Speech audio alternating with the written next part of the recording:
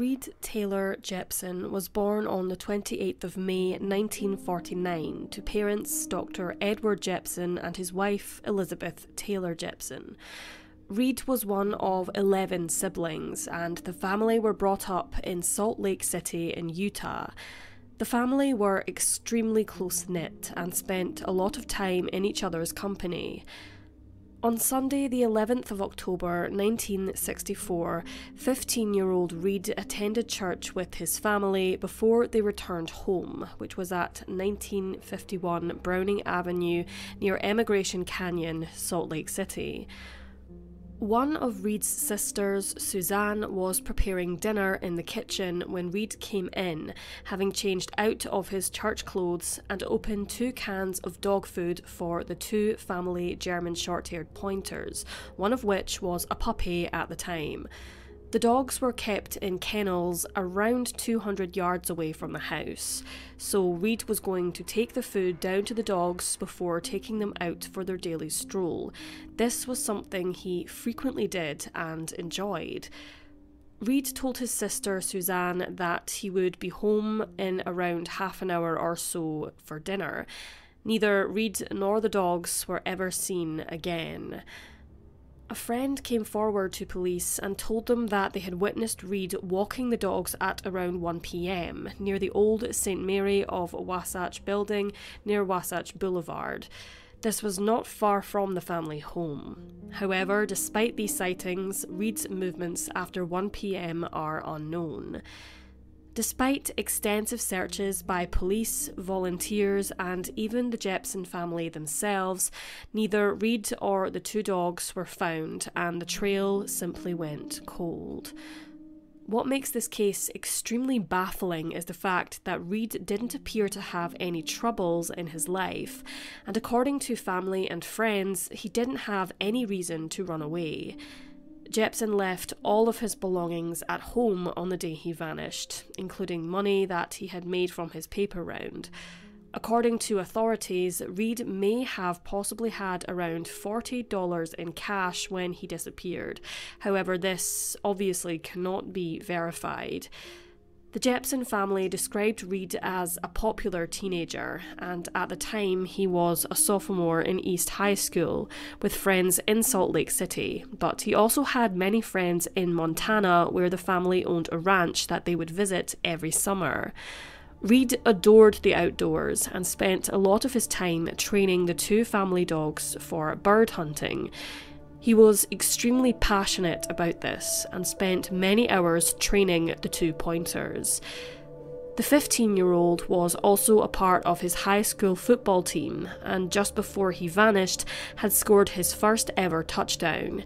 He seemed, according to his family, normal and happy before he disappeared, which makes his vanishing even more baffling. The Jeppsons believe that the teen was taken against his will and that he would never have disappeared of his own volition. After 57 years, police still class this case as an endangered missing person. Authorities cannot rule out the possibility of foul play. They have no evidence to indicate that foul play occurred. However, they can't verify whether Reed vanished of his own accord either. Many theories have been put forward as to what may have possibly happened to Reed Jeppson on the day he vanished. Some suggest that perhaps whilst walking the dogs, he ran into some sort of trouble near a lake where one of the dogs went into the water and got into some difficulty. Reed subsequently went in to try to save it and ultimately drowned. Others have come up with more sinister theories, such as Reed perhaps being hit by a vehicle in a hit and run, or that he was abducted, this being the more popular theory, despite the fact that it was broad daylight and he also had the 2 dogs with him, which may have been intimidating to a potential predator. Therefore, it's highly unlikely that he would have made an obviously vulnerable target to abduct. It's highly unlikely that we will never know what truly happened to Reed Jeppson on the day he vanished. When police reopened Reed's case in 2010 with the hopes that new DNA technology could help in the investigation, a tip was received, which led authorities to a gully near Leighton Middle School, which was around about a half block away from the Jeppson family home. Police searched the area thoroughly and even brought in cadaver dogs to search the area. At one point, the dogs seemed to sniff a particular area for quite some time, so the area was excavated. However, police found nothing of significance there, and the case sadly reached yet another dead end. No further leads have been established in the case since. When he vanished, Reed Taylor Jeppson was 15 years old, standing at approximately 5 feet 6 inches tall and weighing around 145 pounds. Reed is of Caucasian descent and has blue eyes and blonde hair, and most notably, at the time he vanished, he had braces on his upper and lower teeth. On the day he disappeared, Reed was wearing a white cotton knit shirt, a pair of blue Levi jeans, a reversible parka jacket in which one side was blue and the other side was black, and a pair of trainers.